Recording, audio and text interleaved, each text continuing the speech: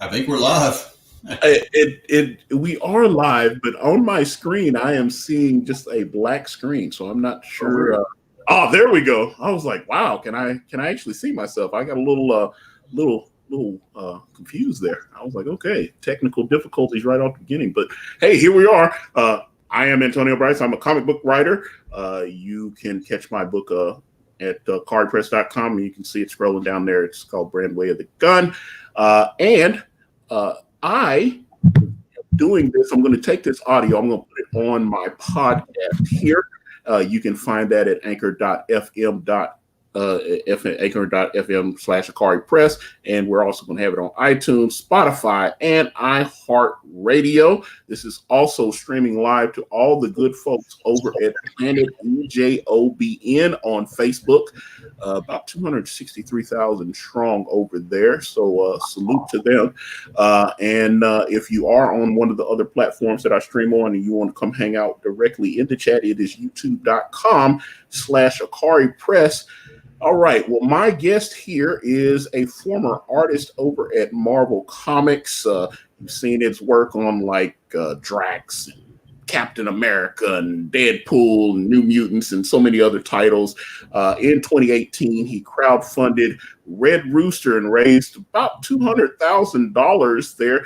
And then in 2019, him and his lovely wife, Elizabeth, they announced the founding of Allegiance Arts and Entertainment, which would put comic books in Walmarts, many Walmarts, for the first time in like 2 decades, which is awesome.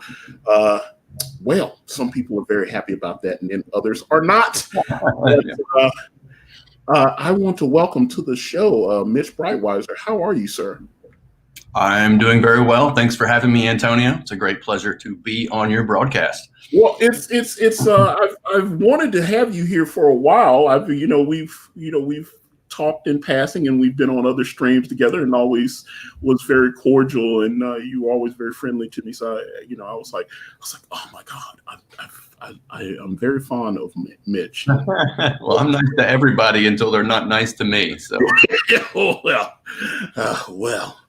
But okay, well, let's actually get into the career of Mitch Breitweiser. Go in, start at the beginning. Where how did you break into the comic book business? Okay, so I knew I wanted to be a comic book artist at a pretty young age, since my dad brought home some comic books for me when I was like 12, and I was like, oh well, I was already writing and drawing all the time, so I was like, okay, well, this just makes sense and is awesome and really super cool. So I became a big comic book fan after that, and kept at it through college. And during college, I started putting my portfolio together and traveling around my senior year to shows for the first time. So I'd go to like Chicago and San Diego. Those were my first conventions, and didn't have a lot of luck, even though I thought I was pretty good. But after college, I left Arkansas, where I grew up and live today, headed for New York City area, landed in basically not far from Hoboken, New Jersey, and just started knocking on doors, trying to get work as a comic book artist. Took about 5 years getting some hit or miss work, did a little thing with Image, little tiny thing, like little hit or miss projects. I did a little fill-in thing for Marvel, but I got a little money, saved up a little scratch, served coffee. What else did I do? Did signs, industrial signage design for industrial parks in New Jersey for like 5 or 6 years. And then in 2005, some sweet little old lady rear-ended me and totaled my little cheapo car. And I took that money, and instead of buying another car, I bought a one-way plane ticket. I'd moved out of New Jersey at the time, but I bought a one-way plane ticket back to New York City, and just spent the money on an apartment, and drew, and bought a drafting table and an air mattress, and drew from my tiny New York City apartment for about 6 months. And I was about ready to hang it up, Antonio. I was really frustrated. It took me about I was doing this for about 6 years, going to conventions and not having enough, not really getting that breakthrough I needed. So I had a buddy named Sean Chin who was drawing X-Men at the time. He's a very talented artist. He lived. Yeah, he's very, very good and a nice guy. So I had befriended him. He lived in Chelsea. He would skateboard from Chelsea to Midtown every day to turn in his pages on this X-Men book he was working on. So I would call him every Thursday night and say, I've got a new batch of pages. Can you sneak me in the freight elevator tomorrow morning? And if he was going to turn in his pages by hand, then he would do that. And so I would every Friday or every other Friday sneak into Marvel's offices and with fresh samples, and I'd make the rounds around the editorial floor where I wasn't supposed to be, and just ingratiated myself with anybody that would talk to me. If somebody was busy, I'd slide samples under the door. If if they had a minute, looked like they had a minute, I'd try to engage an editor or especially an assistant editor. And I just started building some relationships at Marvel that way, like direct. And I struck a friendship up with then Avengers associate editor Andy Schmidt. And about 5 or 6 months into this, my money was running out. And then I get a call from Andy that said, would you like to try out for this Drax the Destroyer book? And so my answer was Drax the who? So, sure. But I'm going to need some more information. So I didn't know who Drax was. But Keith Giffen was slated to be the writer, and it was going to be just kind of a wild hair, throw it against the wall kind of book, So, and they just wanted to try out a new artist on it. Tried out. Keith loved the work, and I got the gig. And I worked my butt off on the first issue and got paid and then I poured everything I had into the second issue stylistically. And then I started getting calls. It's like when you're dating the hot girl, and then all the other girls are getting interested. So DC started calling about that time as well for a fall initiative they had for 2000, I guess it was 2005 or 2006. I can't remember. So it's just 2005. And so I called my editor and said, hey, DC just gave me a call. And I love working here. Do you guys have anything else for me? Or should I be on this 4 issues? And or should I just kind of start looking around? And I got a call back the next day from Joe Quesada, who offered me a 2-year exclusive contract. So that is essentially my a break-in story. And from there, I stayed under contract for a number of years. I left the Northeast, moved back to Arkansas, where I pretty much immediately met and started dating Elizabeth. And then we got married in 2007. And she was an art student at my former alma mater.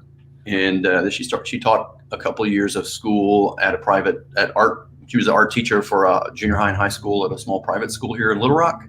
And I talked her into trying to learn Photoshop and do some coloring because she thought she might have a knack for it. And I think I was right. So So she jumped in around 2009 on a book I was doing with Daniel and Charles Knopf called Captain America 0 Point. And she did some samples as like a test, and they liked him so much they just invited her to color the whole book. And so she's been coloring comic books pretty much ever since until because we still are, but we're just doing our own things now. So that's how I got started in comic books as a professional. Okay, well, Alien Xenomorph, thank for the $2 super chat. Michael Curtis is flipping out.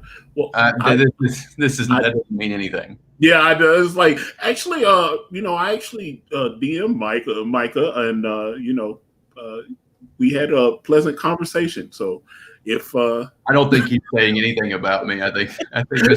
Xenomorph. No, he's been Alien Xenomorph has been here a few times, and he's been relaying information to me. So I based on some of the information that he had given me in other chats, I felt it was necessary. I was like, let me reach out to Mr. Curtis and see if we actually have, if there is a problem between the two of us. And Mr. Curtis, hey, he was actually very nice, and we had a nice conversation. It was no problem. So I would actually thank Mr. Curtis.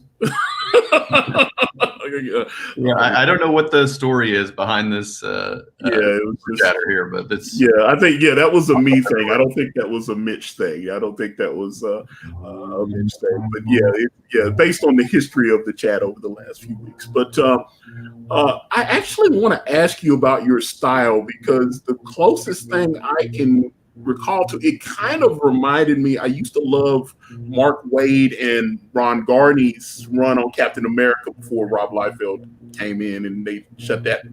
But that original Mark Waid, Ron Garney, it kind of, your style kind of reminded me of that. But I mean, it's a little different. Who's your art influences? They're not directly comic book influences. So I started painting at a pretty young age, and I was really inspired by like the Dungeons and Dragons and Forgotten Realms artists from back in the late 80s and early 90s. I was reading all those books and buying all the art books and stuff for that, and painting in oil and watercolor. So I was inspired by people like Keith Parkinson and Larry Elmore, and then kind of came into comic books a little bit after that. And I was really taken initially with Jim Lee, of course, and Mark Silvestri were my two go-to comic book artists back in the day. I think my illustration style is probably more informed by my time at art school than anything else. So like studying Renaissance painters and like digging through all my Loomis books and having them for years and years. So I'm a big fan also of Andrew Wyeth and his sort of fantasy and storybook paintings. I mix my Wyeths up. The one that's more the illustrator, I always get them mixed up. And then also a big fan of Singer Sargent's watercolors. He's one of my favorite watercolor artists. So my interests and inspirations are a lot further afield than comic books, which I highly recommend for people, because that's how, if you're just copying and looking at comic book people, then you're just going to get that. You don't want to become a mimic, you know what I mean? So yeah, there's something to it. I copied artists when I was younger, but you gotta find your own path. I think that was one of the big problems, like early Image. Every house, it looked like all of Mark Silvestri's Top Cow people could kind of do his style. Wildstorm, Jim Lee, everybody, it was like there was a lot of fake Jim Lees. There were, but they were young. Like they were hiring young guys, and if you're that young and you don't have like a deep knowledge of art history or classical art training, then like that's just what you have to do to get by. And they're just trying to crank them out and get paid. So a lot of those guys went on to have amazing styles, like Dave Finch and J. Scott Campbell and many others. Well, just like that's why I was like the extreme guys. I had Shelby Robinson here, the other week, and was talking about he was like 17 and Rob hired him. It was like he was basically like he could mimic Rob's style. Just gotta do that, and it was his. Yeah, I thought that was we had a very interesting conversation about, because I don't know, I find Rob Liefeld very fascinating. I'm a big fan of his, but he can be polarizing, obviously. Yeah, I have never had maybe I've had one interaction with Rob, but it wasn't really.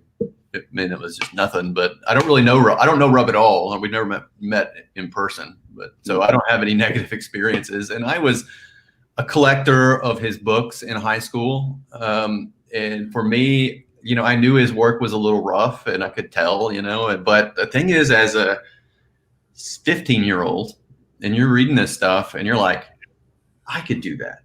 Like, I could do that. In a sense, he kind of helped inspire me or keep inspiring me towards a career in comic books. Cause it's like, if I can't draw as well as Rob at 15, but I can get there by 20, or 19, and I can do this, and I can, create these books and characters. And so I think there's something to that.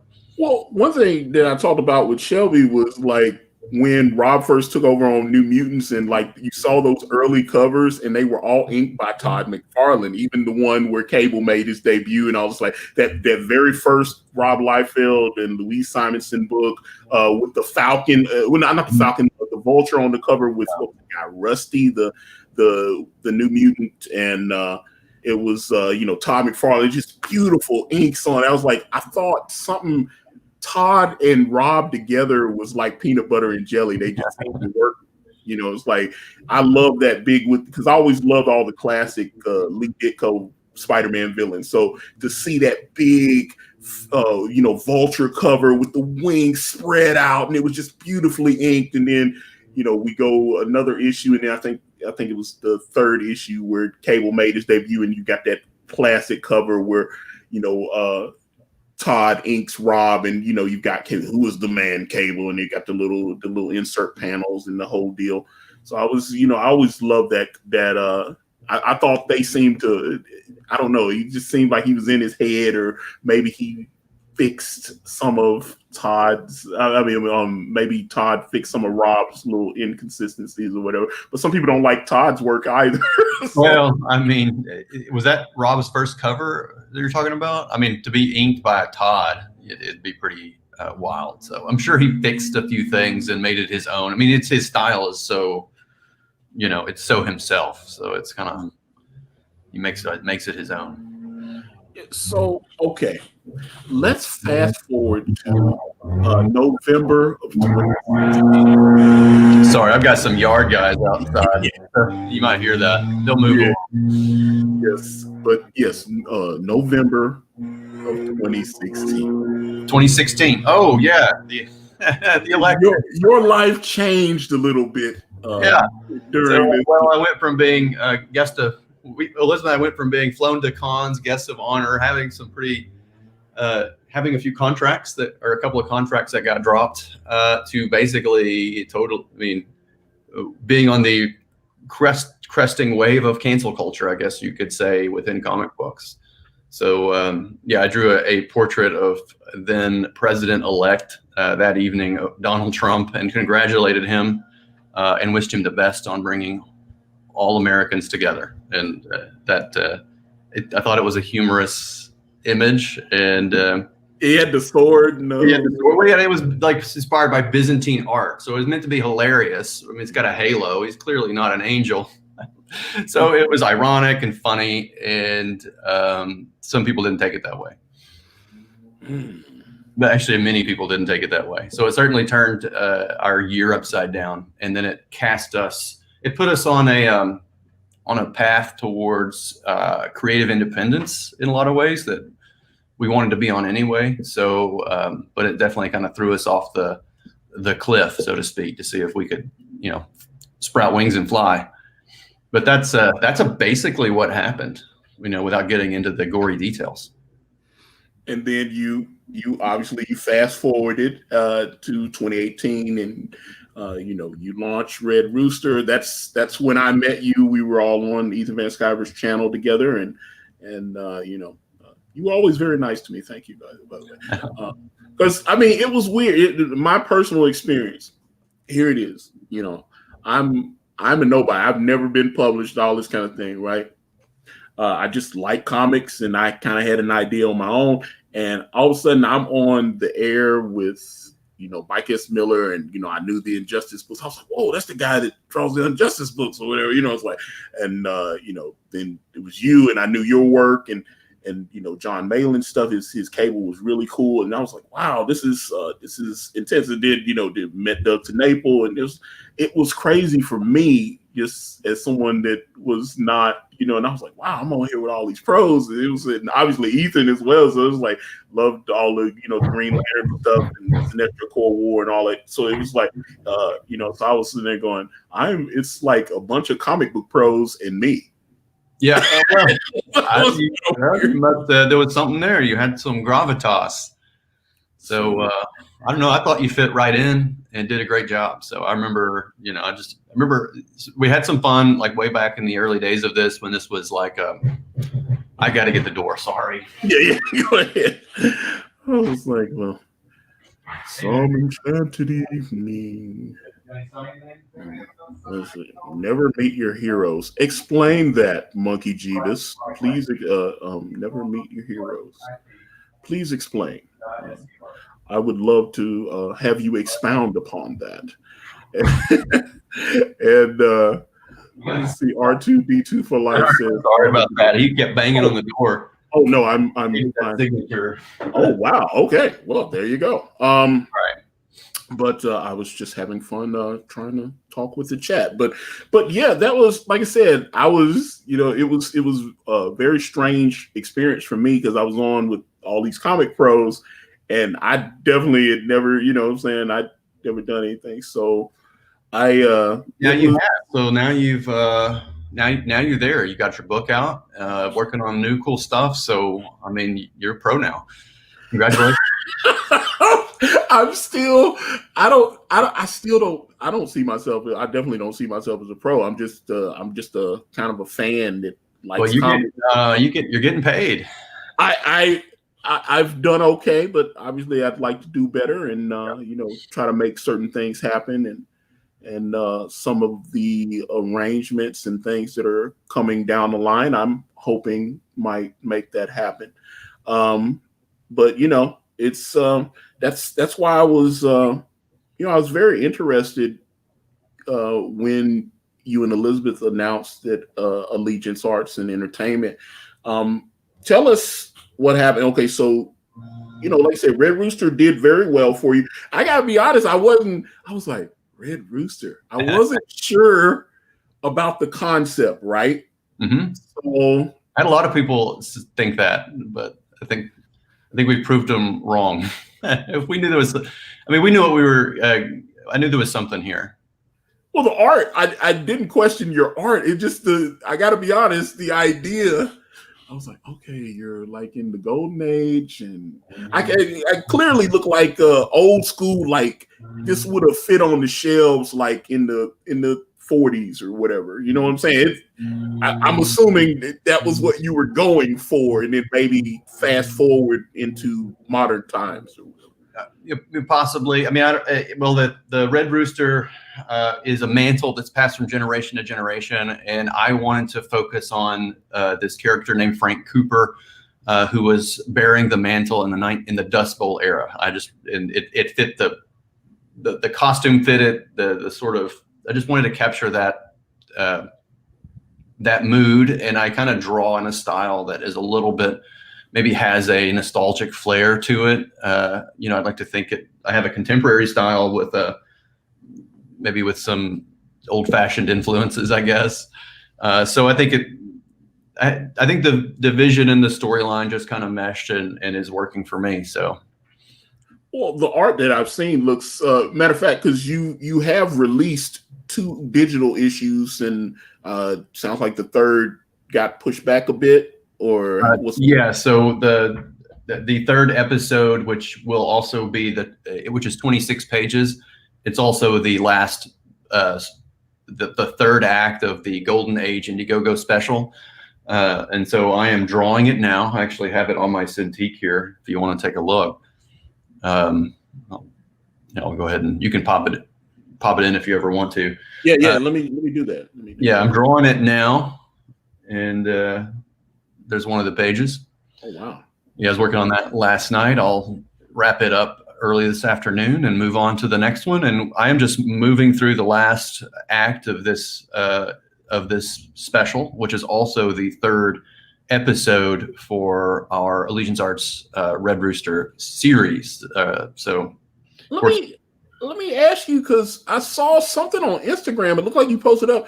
And it looked like you were actually doing some of it traditionally, or am I wrong about that? I thought you were doing some of it, which I was excited. I love traditional art. That's why I was wondering. It's just all digital.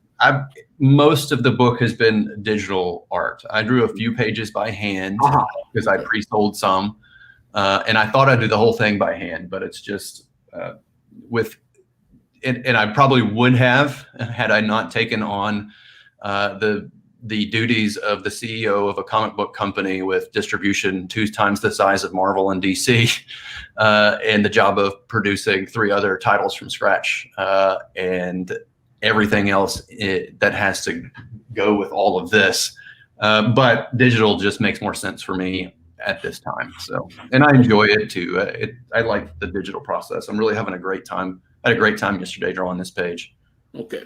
So your Allegiance Arts is announced. You guys had been working, because I had been hearing some ramblings about this even back in like 2018, but it was still kind of like hush hush. And I couldn't say anything. Yeah. So I was in a real. So the way it happened is that since I still have it. I have a business plan I drew up in 2013. So I had already thought of the Red Rooster title, and I was trying to wrap a great story around this hero that I really wanted to get to know. We had the Futurist book. We had I wanted the Bass Reeves thing was something I wanted to do way back then as well. I learned about him in 2013. So I had all these great things I wanted to do so many of them I co-created with our chief operating officer, Patrick Stiles, who I met in college. He's the writer of the Futurist book, very talented. And he's sort of our right hand for this whole operation. But we had a number of books, and I started kind of pitching them around to business people. Got a little interest, but no one really was ready to jump in. So when Red Rooster hit, we were shocked. We were pleasantly surprised at the success of it. A year before, we didn't think we could probably break 30 or 40 grand on a Kickstarter, because a lot of books didn't. But even by big pros, it just wasn't, the timing wasn't there. So when Red Rooster took off, it gave us the wind beneath our wings and the credibility to take this business plan that we had developed over the last 5 years and set of IPs and all this entire network that my wife and I have built up with very established, high profile, very talented, world-class artists and creators. And so when the Red Rooster thing broke wide, I got the opportunity to put it in front of some interested business people here in the state of Arkansas. And I got pretty much and the pitch was essentially that, hey, look, we've got this great network, but not only that, there's these issues that are, and we all know about the issues in the comic book business. I've been watching that for 5 years, kind of just come unravel. So I would, discuss the issues within the comic book that we felt were driving the declining sales, and the continued loss of comic book stores as they dwindle in number, but also my business plan, my business pitch was, we got to find a way to get these back into neighborhood markets. Like if I always asked people, I'd ask creators, comic book store owners, fans, anybody, like, how did you discover a comic book? And 9 times out of 10, it was at the local drugstore, which is where I found them, at the grocery store, at the 7-Eleven. That's where I found my first comic book. And our whole goal was to replicate that experience writ large. And the dream in the very early days was like, maybe we can get this in front of Walmart, since we're here in Arkansas, and if we can get some business people on the line that may have a connection. It was a Hail Mary, but it was still not outside the realm of possibility. But as we pitched, every response was more validating than the last one, and we got better and better at it. And people felt like there was really something to what we were trying to accomplish. And eventually just one door opens another through the summer and fall of 2018. Ethan was involved early on, and I was on the line with a lot of talent, including many of the ones that are with us today, like David Williams and Butch Geis, and got them interested as well. And Ethan even flew down a couple times and was in a couple of the early pitches. And it really came down to almost like an accident, like a cold call, a cold pitch. We were up in Bentonville, which is where Walmart is located. It's about 3 hours where I'm at in Little Rock. And we had our former business partner, David Martin, who helped us kind of get this off the ground with us as well. And Ethan was here, and we were in Bentonville. we had a really great session with a vendor rep company. And a vendor rep company is someone who can rep you into Walmart. And they kind of know, they have the relationships and grease all the wheels. So they were very interested. And so it was really validating. We had a second pitch that was just like totally something that came together that day. Somebody that none of us knew. And it was just like, we just got a 30-minute meeting. So we go into this guy's office and it was like Shark Tank. And we just are just pitching and talking about our vision for a comic book company with the best talent on offer, with great IP, back into neighborhood markets to make books discoverable and accessible for fans, especially as, we feel like a lot of people in suburban and smaller markets are underserved, and they are by comic books. But anyway, the guy let us talk for 15 minutes, and he just put his hand up and said, "All right, I've heard enough." And I remember exactly what he said. He said, I see 10 of these things. I hear 10 of these things a week. And by far, this is the coolest thing I've heard in years. And he said, I want you to do this whole thing in a month. We're going to bring you back in a month. I'm going to get you in a room full of people that will be interested in this and do the whole song and dance again, but in front of a group of people that might be able to help you. So we did that, sold it, or succeeded in convincing. There was a vendor rep in there who was a former Disney executive. He was the Disney's point man to Walmart, but now he had gone independent. And he took a great interest in what we were doing. And in that second meeting, there happened to be a couple of reps from a company that called ReaderLink. And they are essentially, they service all the books and magazines in Walmart. But not only that, Walmart is just their biggest client. So they do like 6,000 Walmart related stores, but they service over 67,000 newsstand and bookstore locations. 1 out of every 3 books sold in the United States was distributed by this company. And they were in this meeting, and they really liked what we had to say. And we began that was the beginning of a long negotiation and conversation with this company. And over a period of, through the fall, towards the end of fall, we just hammered out what a relationship could look like between a big distributor like that and a little startup comic book company that had a lot of room to grow in a big mass market. And they became more and more interested. And our vendor rep, then Ethan and I kind of parted ways about that time as well. So he went on to do his own thing, and we focused on what our goals were, which were fixing the problems with the comic book, essentially what we saw as problems with the whole comic book system, right? The whole top-down thing. We were trying to solve all the problems that you and I both agree that Richard Meyer well laid out in 2017 in his critique of the business, and I agreed with a great deal of that. And I appreciate that. So we actually set about solve all of them. Great content, great creators, non-political content, just totally accessible for all fans.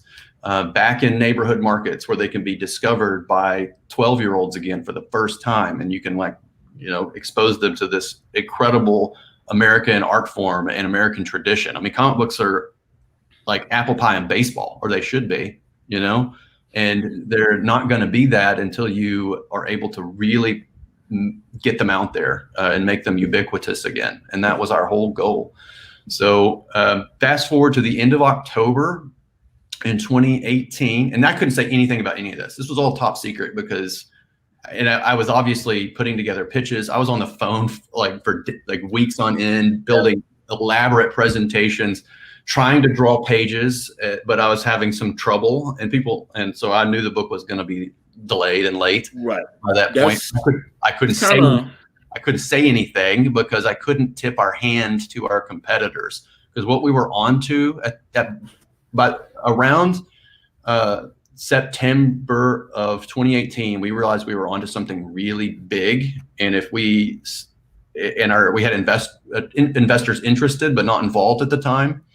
So we were all just doing this pro bono, but we knew if we could succeed, it was going to be really, really big. And so we couldn't say anything to tip our hand. So go ahead. That's why I was like, okay, because I'm a Red Rooster backer. So there was a period there, because when you did finally poke your head up, you were like, hey, I know we haven't said anything. You went radio silent. You didn't send out any updates for a couple months there. And it just was like, nobody knew. I mean, we were being pulled. Well, I'll tell you the whole story. It gets crazy. Well, not the whole story. I can't tell you the whole story, but I'm going to write a book one day and reveal the whole story, and it will blow everybody's minds. It's one of the craziest business stories you'll ever hear. So fast forward to 2018, very end of October, last couple of days of October, our vendor rep has gotten us a meeting with the books buyer at Walmart. And so this is our actual first meeting with someone at Walmart. It was myself and Elizabeth and our former business partner, David Martin. And we got a 1-hour meeting with the books buyer, and we just crushed it. I mean, we were just all in the zone. Elizabeth did an amazing job, and I pitched all these different stories and told him about, we're what we are as a brand, and had already kind of sketched out what our branding would kind of look like and the whole experience. And he loved it. He loved it. And we found out just a couple weeks, basically a week before that meeting, that Dan Didio, about a year before we did, flew down to Arkansas and did the exact same song and dance to Walmart buyers and executives, and got turned down. Got turned down. So he wanted to put DC comic books into Walmart a year before we did, and got rejected, and we sold it. So that happened at the end of October. I go back, I draw, I actually get pretty productive for about a month and a half until about Christmas, because they went radio silent. We're just sort of waiting to hear, are we going to get a yes? Do we have to do another pitch? Like, what's the next steps? So a few days before Christmas, we get a phone call that said, you're in, like, that Walmart wants you in. They agreed to be your launch partner in this. And as immediately, as soon as we got that, we got the yes from the distributor, said the distributor is in. So, and, basically from there, it was, we started negotiating the particulars with the distributor to get this whole thing rolling. And Walmart, the distributor at the time said, we want to do, remind you, there's zero money in this at all. Like, we're just doing pitches pro bono, hoping that a business plan can come together. And we had approached a couple of potential investors, but nobody's putting any money into this at all. We're just winging a prayer kind of thing. So the initial thing was the distributor wanted 8 comic books, and they wanted them in 4 months. And we're like, yeah. Well, okay, that can't happen. We can't do that. First of all, we don't have any money. Second of all, 8 comic books from scratch in 4 months is impossible. But from that moment, that was the end of 2018, and essentially, I was Elizabeth and myself were put on like the hamster wheel of all hamster wheels to try to pull together essentially the impossible. We settled on doing 4 original titles. And squeezed in a few more months out of it, but even then it wasn't quite enough. I was pushing for early 2020, which would have been more realistic. At the time, we also negotiated a mutually exclusive relationship with this distribution partner, which is no joke. It's a huge announcement that I made about a week ago or earlier this week. So they service over 67,000 newsstand locations: Walmart, Target, Rite Aid, Walgreens, Kroger, Hudson News, so all the terminals, military bases, and on and on and on and on down the line, tens of thousands of potential marketplaces for comic books. And we basically negotiated a mutually exclusive relationship with them. So that is a huge deal. So not only do we have an incredible opportunity to put comic books just into Walmart with our own content and be a content creation company, but now we also are the pivot point for comics and graphic novels for really the nation's one of if not the nation's largest books distributor.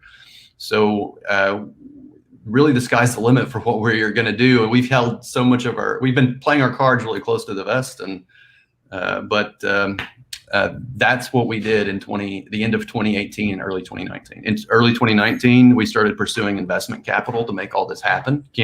Artists don't work for free. So we had to, and good artists ain't cheap. So people like Butch Geis and David Williams and Kelsey Shannon, these are the best of the best, in my opinion. Oh, yeah. Writers like Kevin Grievous. What's that? Love Kevin. Yeah, I mean, no, Kevin and Kelsey. Kelsey Shannon's awesome. I love Kelsey, and it's like, yeah. So and then we spent the next year just trying, spread ourselves thin as a mayonnaise sandwich, I suppose. Okay. So one thing I saw a few people, just various conversations on social media and stuff like that.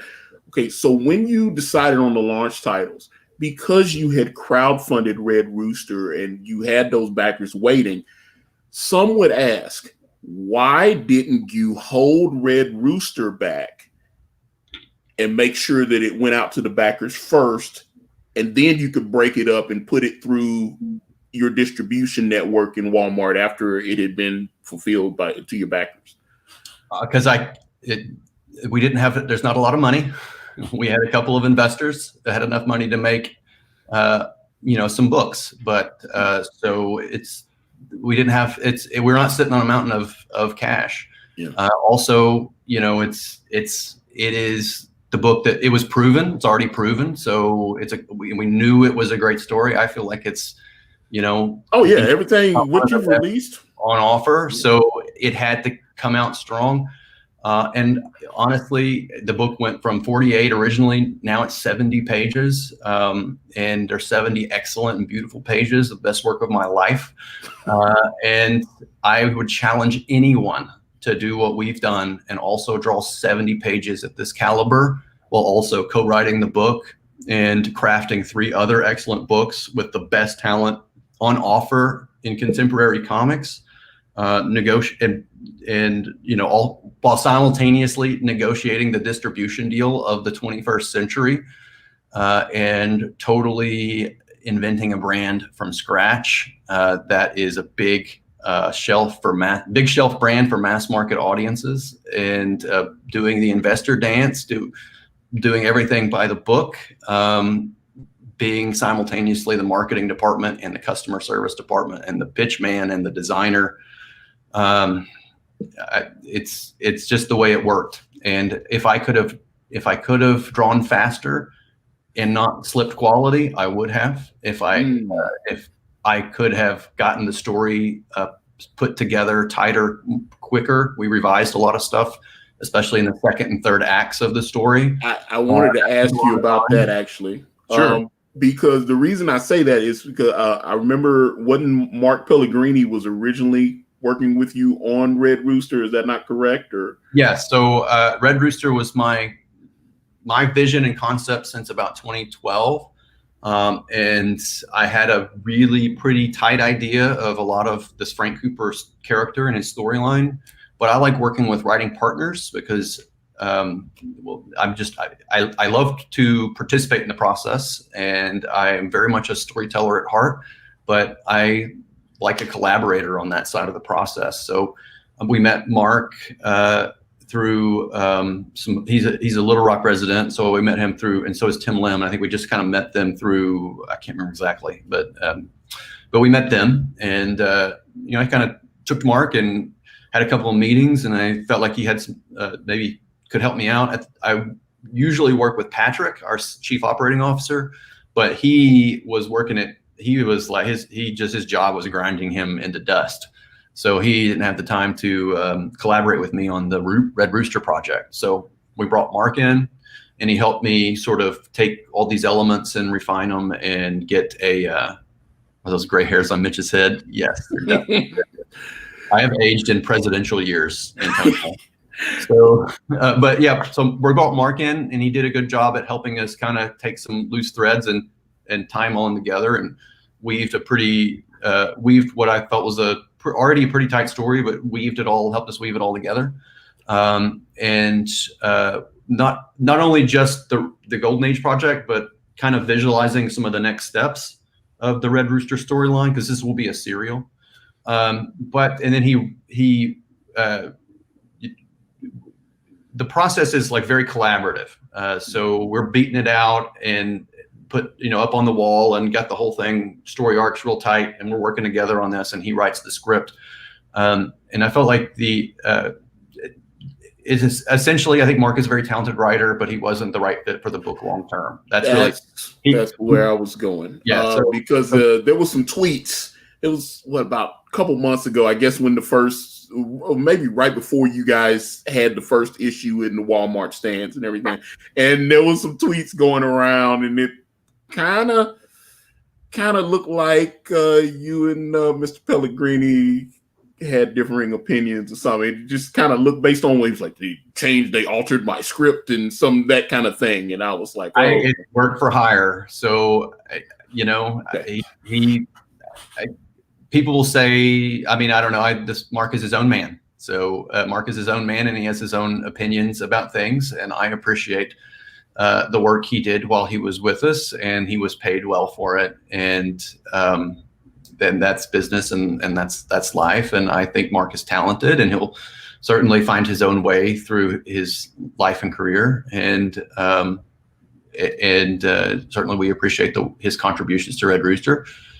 But ultimately we have kind of taken it. I've taken it in the direction that I wanted to go. I mean, it's my book, and I'm going to tell the story. I'm going to tell a hell of a story, and it's going to be excellent. And I'm certainly very proud of it. And but Mark has other stories to tell. You could be a politician, sir. But I see. Well, I'm a CEO, so and I do think Mark is talented, and he does have a bright future. I would have loved if it had worked out a little differently, but it didn't. Okay, so we've got this from Corey Lee in the chat. He says, "I'm a huge fan and a believer, but what would you say to those backers that feel they lost out on the special feeling of being your ardent defenders for a product that went out to mass market?" Yeah. So with the back, I'm almost done. For one, we are working very hard to make sure that when the package arrives in your mailbox, that you feel extremely special. We are taking great care for the whole package. You're getting a custom box. I'm actually probably going to get, I'm going to actually get some mock-ups of that today or maybe Monday. So from the whole experience, from the unboxing to the signature, every book gets signed, gold foil on the cover, exclusive back matter content, at least 10 bonus pages, more than what you paid for, and including some extra little bonuses in your package for all backers. So we've gone to great lengths and are still going to great lengths to make sure that the Golden Age package is extremely special. So I think we'll recapture that feeling. And then over time, I think there's definitely, I mean, most of our backers have been incredibly enthusiastic and supportive, especially once we've been pretty as transparent as possible as to what we're doing with them. But there's definitely some hurt feelings among some backers, and I certainly empathize and understand where those are coming from. But I also am, letting them know I think most of them are going to be very, very happy. And then over time, as they see what we're really doing by changing the distribution system and releasing top tier content by high caliber pros consistently year over year, I just think they're going to be. I think they're going to be incredibly proud that they were supporters of this initially, and they're going to have a hell of a story to tell about how they were there first, and they saw that this could not just be a great comic book, but a great series and a great company and just an incredible opportunity for a lot of other creatives. Well, like I say, you released digitals of the first two, and I also have digitals of Norris Saga and Bass Reeves and Futurist. I must say and I saw several YouTubers, they did like, hey, I've gone to Walmart and I've got I've got these Allegiance Arts books off the and outside of the pricing sticker that they kept putting on the comics, that seemed to be frustrating. Or is that's being corrected, or is that going to keep going on? The issue with that is we spent so much time and money developing like we tried to make the most beautiful comic books you've ever seen. I mean, because we knew we couldn't go to market with something that was, halfway there. You know what I mean? Like, we had to blow the big boys out of the water if we were going to jump in this deep into the pool like we did. So from storyline to art and even the branding and everything and the paper quality, every detail was poured over. And then the books arrive in the shelf and they have stickers on them. We lost it. I mean, lost it. We were so upset. And we had just paid, we just printed 130,000 comic books. And we were like, is every book stickered? Like, how screwed are we? The collectors are going to be like, we thought, we were so, because we've got them here in Murfreesboro and they do look fantastic, but yes. Stickers. Yeah. So it had the stickers on them. Well, I think ultimately, so the deal is our distributor, if you go into Walmart, they service all the books and magazines.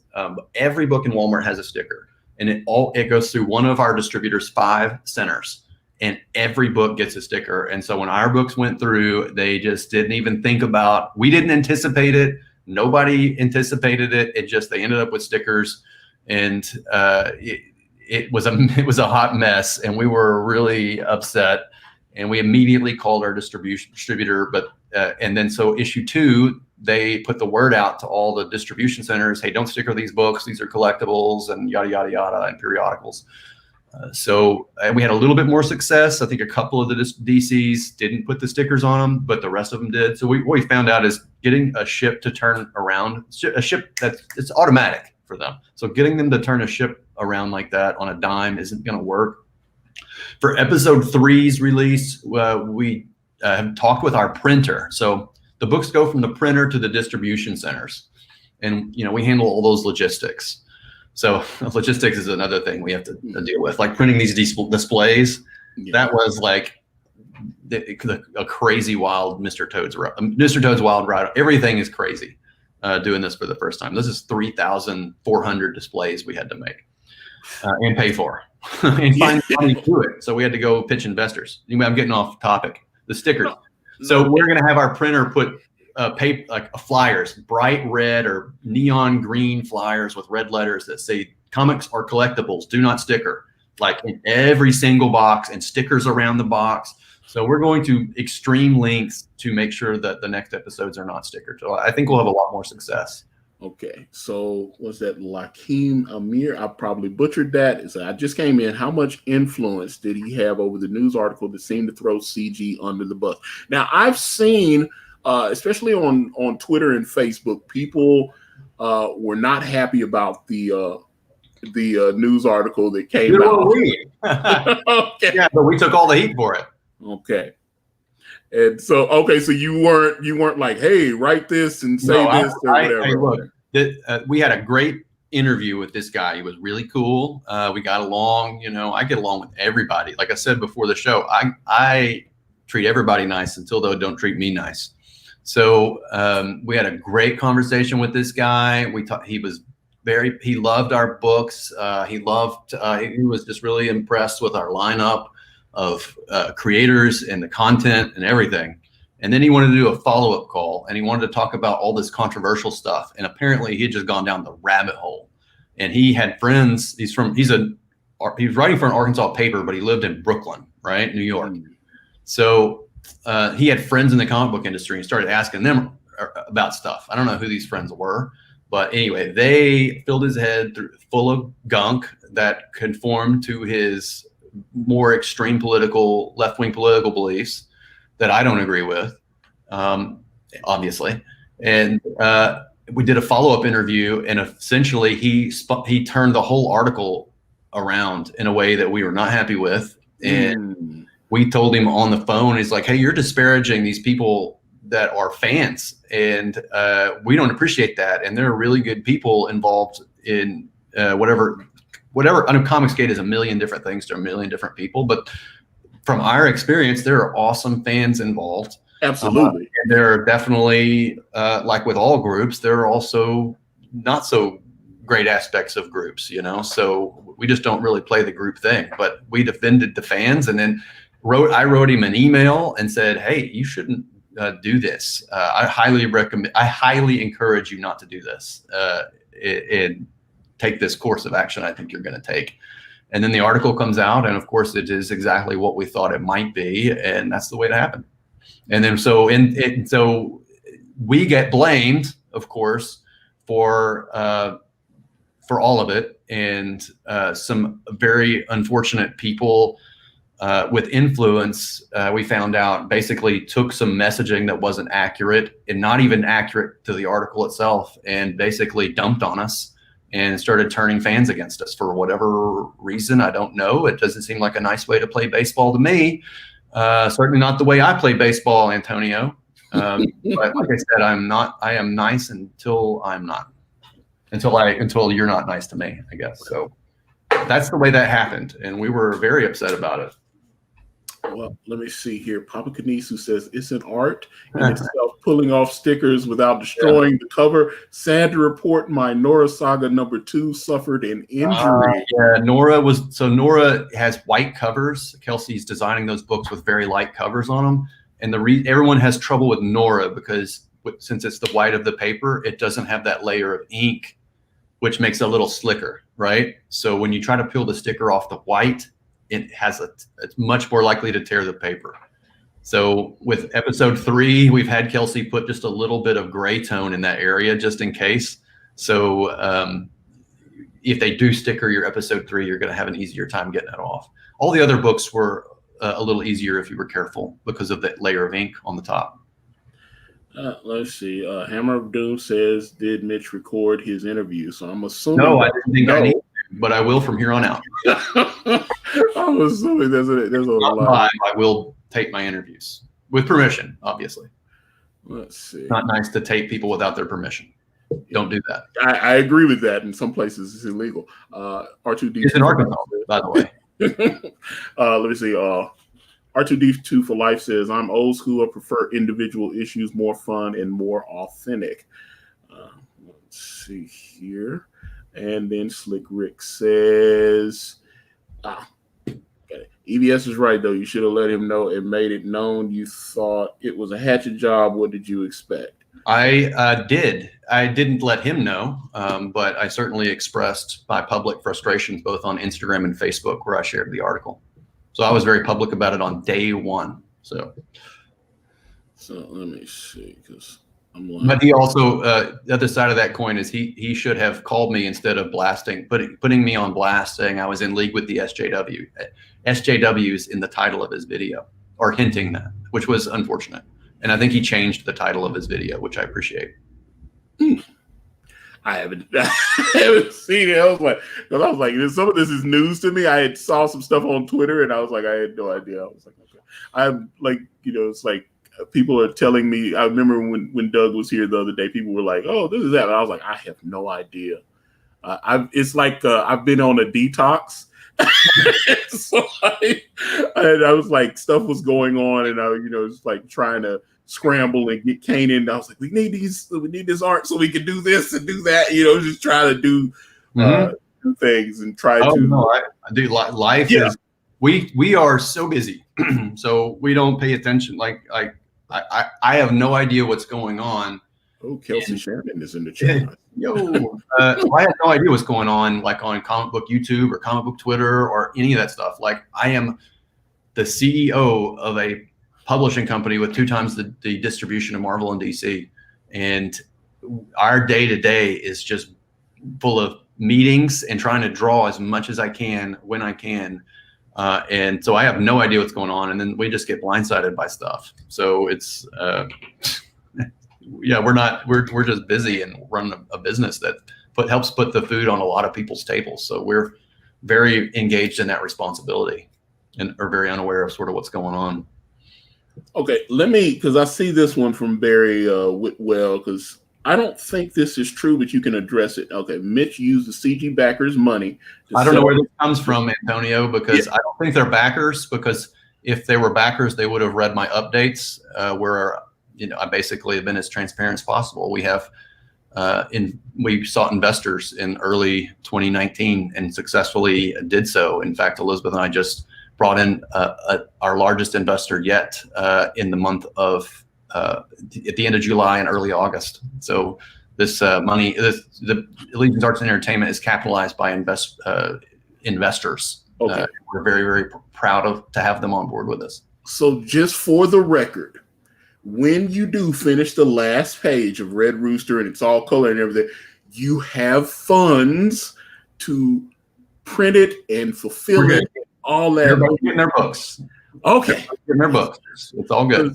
I think most people, that even the ones that are upset with you, don't think that you're not going to send them the Red Rooster book. I haven't seen many people say, oh, he's not sending us the book. They're complaining about when the book comes because it went to Walmart first. Yeah. And there was just that I understand and I empathize with that for sure. I know I would, if I was in their situation, I would have a twinge of frustration as well. But what we did the impossible, like literally did the impossible with. It's quite a harrowing journey. I can't wait to tell you the whole story. But we did the impossible, and I'm drawing a 70-page book, and it's going to be amazing. The story is beautiful and heartfelt, and the art will be amazing, and everyone will be very pleased and pleasantly surprised when they get their packages. Well, okay. Well, moot point. I don't, like I said, well, there are no backers from 2017. It was 2018, but I mean, yeah, that's neither. The book is 1 year and 6 months late. I believe I will be getting a copy of Red Rooster. I believe I will be receiving a copy of Red. You will definitely be receiving a copy. So let me see. Let me get and soon. I'm nearly done. Oh wow. Okay. Yeah. So hold on. I'm in the middle of the last issue now, inking it. So, okay, Barry Whitwell is back, Lisa. So you're saying from the start, you told backers they won't get the comic first. And he did send that out in an update. And that's when I said, you did send out an update letting everybody know that, the book was going to be broken up into, but that the completed book would be received by, which obviously a lot of people were upset about. Your comment section on Indiegogo has been rather spicy. Look, most people are very understanding. So look, we've got 3,500 backers, and there's been a couple hundred refunds, right? But that is not that. I get it, right? I think a lot of them are saying things that aren't inaccurate. So I think there are possibly people that make YouTube videos or spread stuff about us on Twitter where I'm not. Oh my God.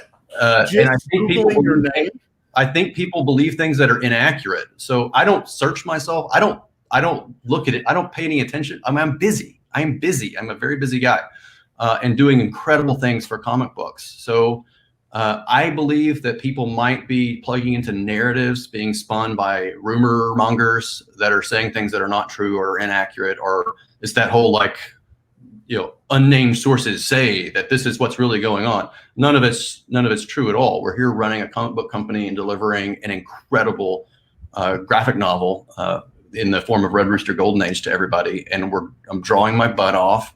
We work every single day, Elizabeth and I both. We have a huge amount of responsibilities. It's just the two of us plus our one employee, and that's it, running this whole deal. So it's don't believe rumor mongers. And I would challenge Barry here. Like Mitch has denied this multiple times. I remember even in there was a list of things that came when you sent out a backer update. And you was like, there were a bunch of mistruths that were being spoken. Wrong. This person is not right and not accurate at all. Okay, that's why I'm saying you've denied this multiple times. That I don't need. Yeah, it's so ridiculous that I don't even need to make a denial. I mean, we have investors. Our investors are quoted in that Times article, which I read. Yes. Yes. This is just stop. This must be coming from somewhere else. So it's certainly not coming from me. And I, for some reason, I think we're talked about. It's quite strange, Antonio. Okay, so Black Star 13, who is part of the Skits comic team. Hey, how you doing? Oh yeah, love them. Yeah, they've been on this channel. We Are Backers received the updates and have all first 2 episodes of Red Rooster, Bass Reads, The Futurist, and North Saga from Walmart. I reviewed them on my show. Come get some. Well, there you go. Yeah. So let me see here. There's some more stuff. And let me see. Please hold. Like criticism is fair here, but please don't use. It was like I don't know. That's why you have the wrenches, people. Take care of it, please.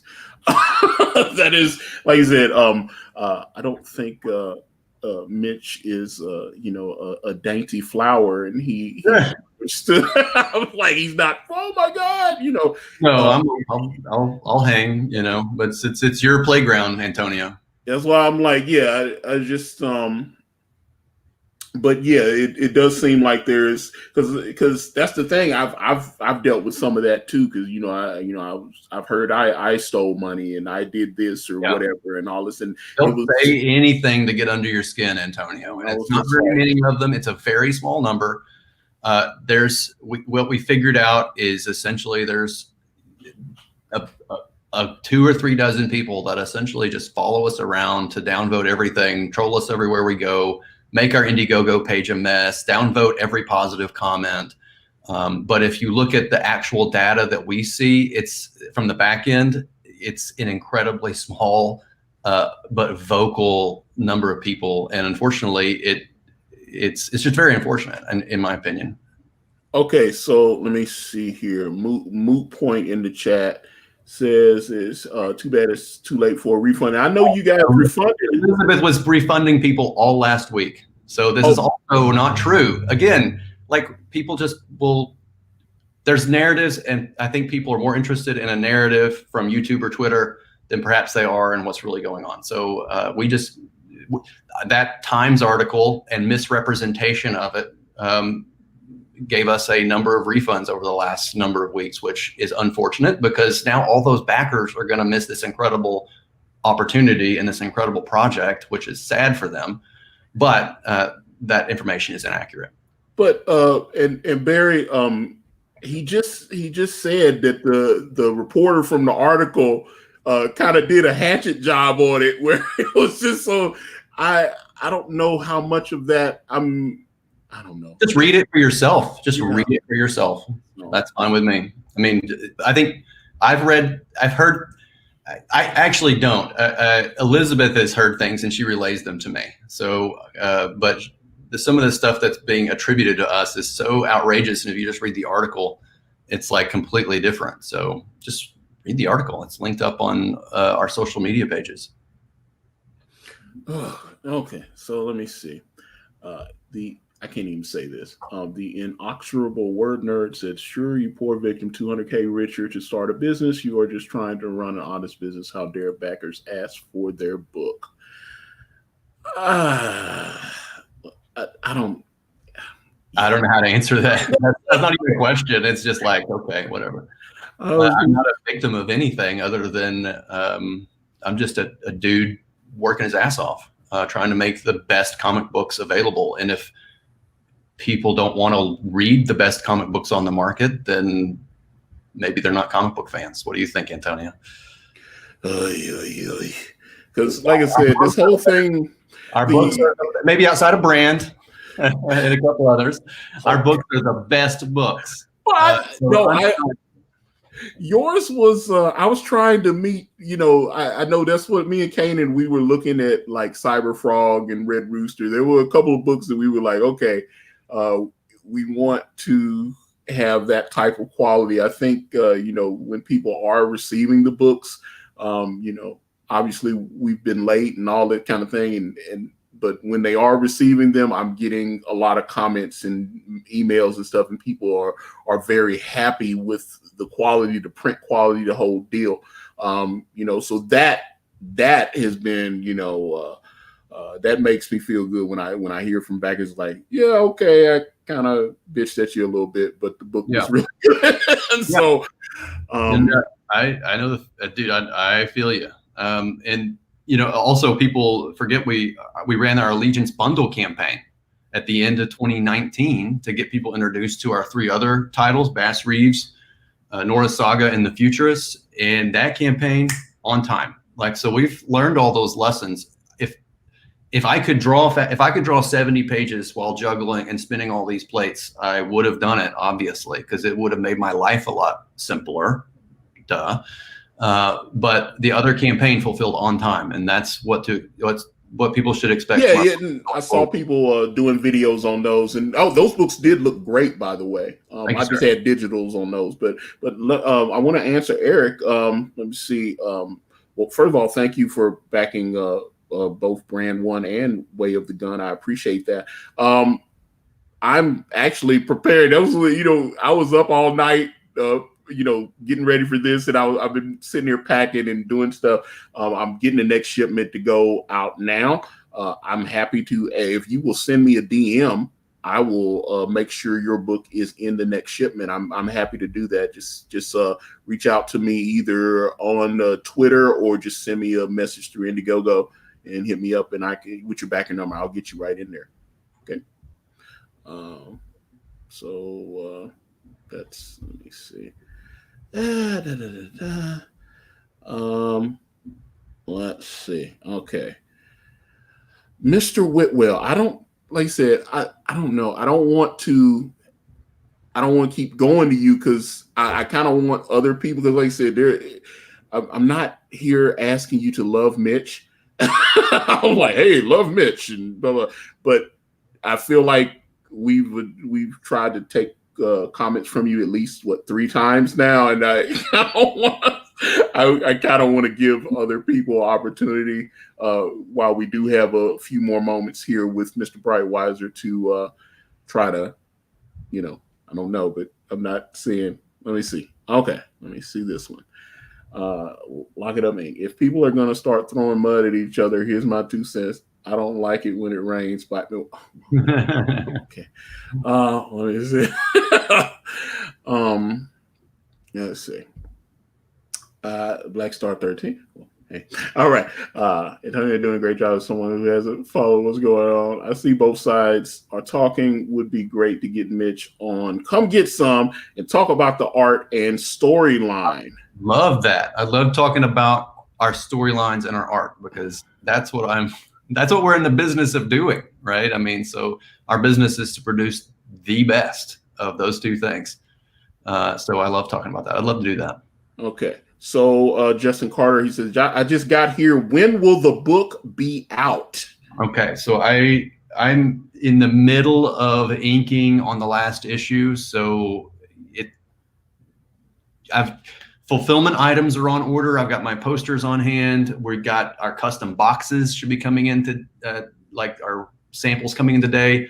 Everything's sort of coming together around the 2nd week of October timeframe. So that's pretty much where all the pieces and components are going to be arriving and coming in together. So sometime during October, books will be moving out to backers, and it will obviously take a bit of time, but we're going to try to be as organized as possible and condense that time frame into as short a time frame as possible. But it's very soon. It's very, very soon. And I've cleared as much of my schedule as possible, and I'm just finishing these books. Okay. So it's very. Okay, Corey Lee, Mitch. We'll start getting their books in October. That's although some of them may trickle into November. That's basically what I'm saying. Okay, well, that sounds good. Mitch, as much as you can, what are the future plans for expanded titles? Would you be open to having some kind of licensing deal a la Prime Era Image? Ooh, okay. Yeah, like doing like a Boom Studios type deal. Yeah, so got both of those. I can answer both of those questions. We have exciting plans to expand our product lineup and our proprietary titles, so the things that we are owned by Allegiance Arts and created in-house. We have a book we're going to be debuting in the backs of. This is announcements for your channel. This is, Uh-oh, am I getting the exclusive? Antonio Bryce exclusive, yes. So we're going to be launching a 5 or 6 page preview of a new Allegiance title in the backs of our episode 3 books, except for Red Rooster, which Red Rooster is going to be 26 pages. So that's going to be a lot of content. But in the back of Bass, in the Futurists, and Nora for episode 3, we're going to debut a new title called The Saints. And it is a contemporary, I would just call it Tom Clancy meets Dan Brown. So like Da Vinci Code meets SEAL Team 6 kind of thing. It's Special Forces archaeology. And I'll get deeper into the pitch later on, but I want to just kind of surprise people with this incredible art, and I'll make the artist announcement here soon as well, but it's looking real good, and he's working on it now. And so we're going to debut a new title, and hopefully not long after that we'll debut another one as well. So we're not just doing the 4 books and that's it. We are definitely here to stay and grow and expand our lineup. And to the other point, that answer is mostly yes. So we negotiated, like I said, the distribution deal of the 21st century. Our distributor services over 67,000 retail locations, both in newsstand and bookstores.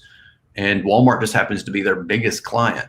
And our deal with them is mutually exclusive. So that gives us essentially a side business where we can act as like the HarperCollins for comics and graphic novels for other authors. So deserving and meritorious projects do have a pathway to mass market through our channel. And that's not the business we're focused on right now. Right now we're focused on our content and the Walmart thing, but soon we'll be into trade paperbacks, and acting through those trade paperbacks, we'll be able to go to places like Target and bookstores and Hudson News, all by our distribution partner.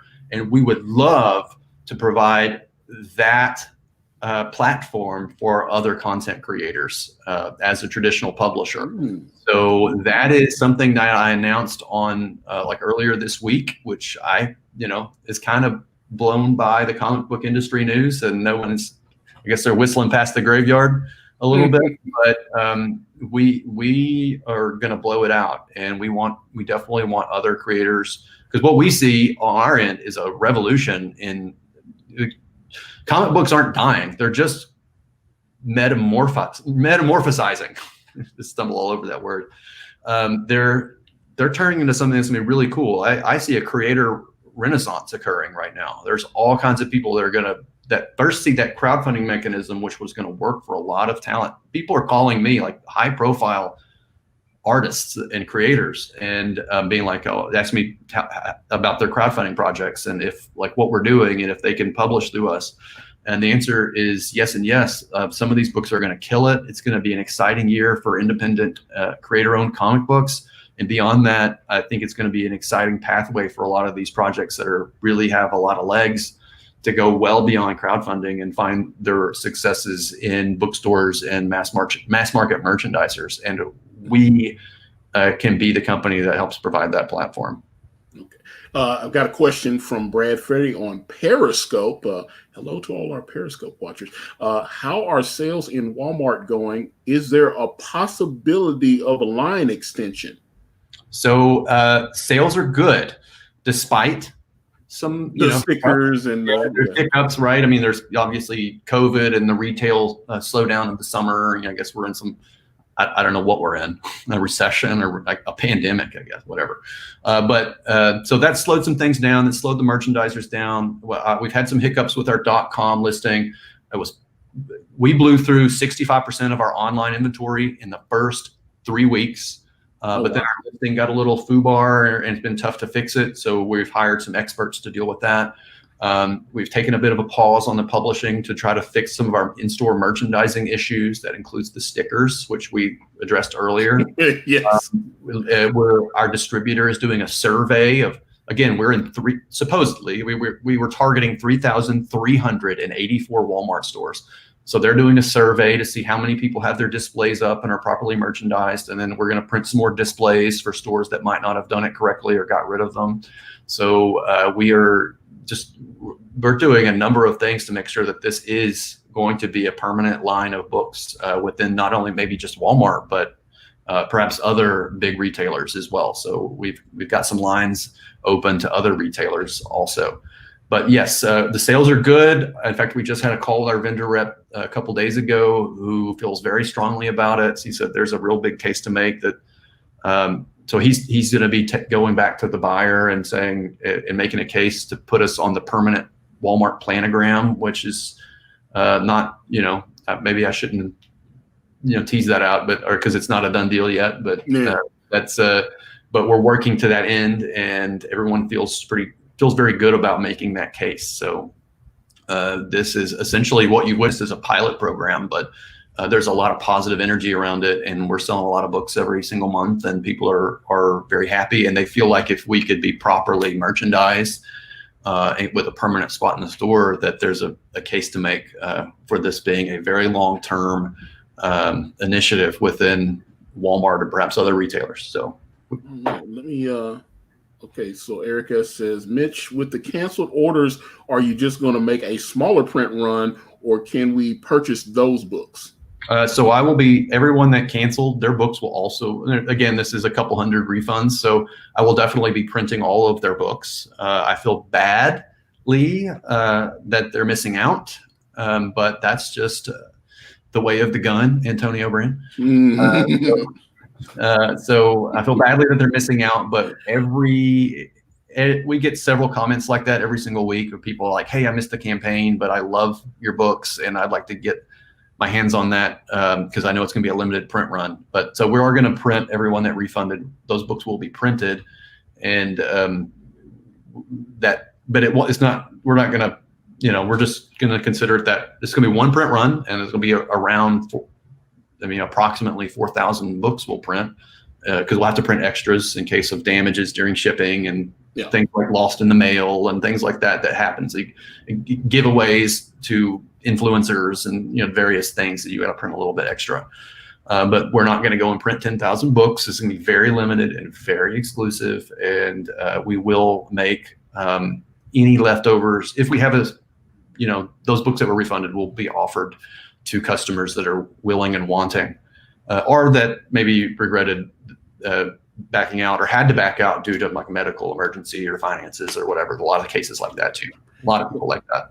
Okay, so let me get this one from Happy Roy, because I know we're winding down here. So let's see. Sometimes it's tough to find the Allegiance display. Any tips on how to find them in different locations? I know on your website, the allegiancearts.com, there is a store locator there. That's right. Yeah, so you go to allegiancearts.com. At the very top of the page are the three buttons you'll need to get to our books. One is the store locator. The other one is order online, which will take you a direct link to Walmart, to our books on walmart.com, and you can order them there. And they come sticker free, by the way. Oh, okay. All the .com books are sticker free. So go to our website, click the button. Free shipping with orders over $30. So if you buy all 8 books, you will get them all. You'll get free shipping, and we also have digital versions available as well on our website. So you can download digital versions if you're an international customer. Yeah. So Justin says you can order them. So check the store locator for one. Make sure that your stores are on that store locator list. So we're in 3,384. We didn't make it into all of them. And it's not just us, we're told. We were frustrated, but our reps tell us that it's everybody and it's just Walmart.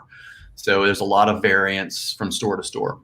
So check that first. And if you're on our list, it's either going to be in the book section or in the entertainment section somewhere. So we're in the books and entertainment are the same people, the same department managers, the same buyers, and we're going to be somewhere in that area. So sometimes people say we're in the electronics.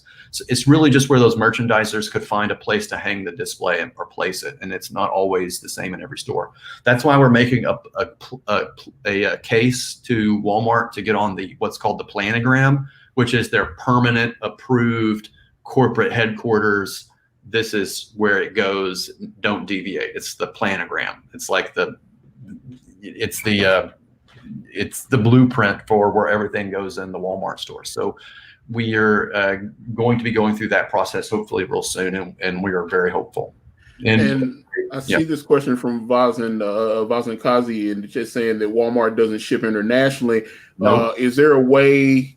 Can there's some stuff on your Allegiance Arts website, but I don't know if you can. You're just facilitating them to another location, right? Or yeah, well, you could. If right now, it's a bit of a bummer because we have a lot of international fans and people that bought the bundle campaign that were international and they want to read these books too.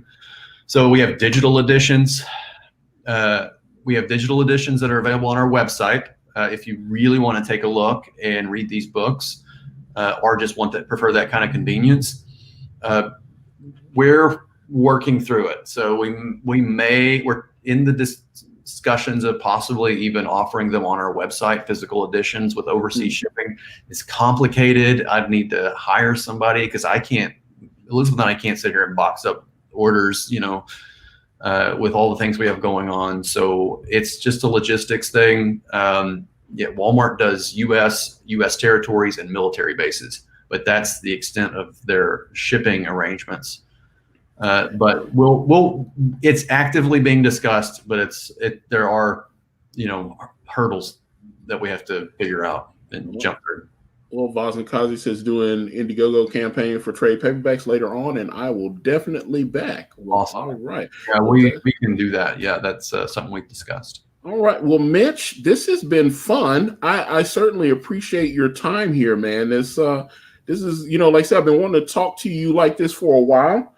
And, obviously there were some difficult questions as well, but it's fine. Like the weird thing is like, I have no problem doing these because we have nothing to hide. We've been very transparent. It's just that there are all these crazy narratives running around about us, and in that over a book that's 1 year and 6 months late, which is unfortunate, and I empathize with everyone in regards to that. But other than that, I feel like we've had flawless execution. Our other campaign was on time. We've been as transparent as possible. We've done the impossible. We instead of sitting on our hands, and we took the risk. We went out and did it. We addressed the issues, Antonio, of the comic book industry and put our skin in the game to fix them, from the distribution side to the content side to the creator side to we're doing the best we can with customer service as well.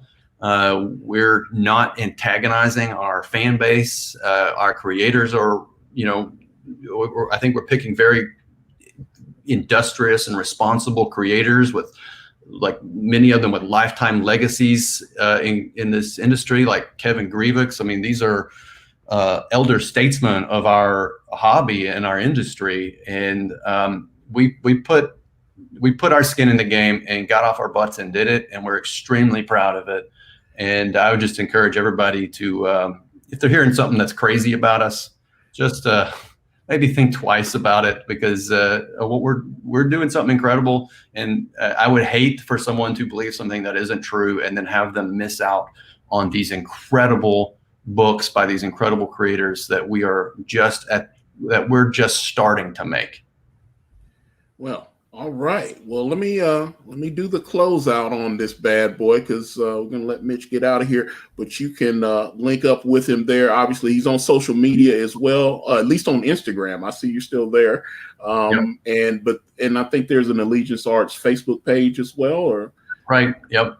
And then of course you can go to allegiancearts.com. You can catch the audio from this particular broadcast at anchor.fm/Ikari Press, and it will also be on iTunes, Spotify, and iHeartRadio probably within the next 2 hours here. And I want to thank my dear friend Jamal Baraka and the good folks over at Planet EJOBN for agreeing to host this and many of our other chats. And of course, if you are on one of the other platforms watching, you can hop into the direct chat at youtube.com/Ikari Press. Oh, we have a cat on the screen. We went to the very end. Yeah.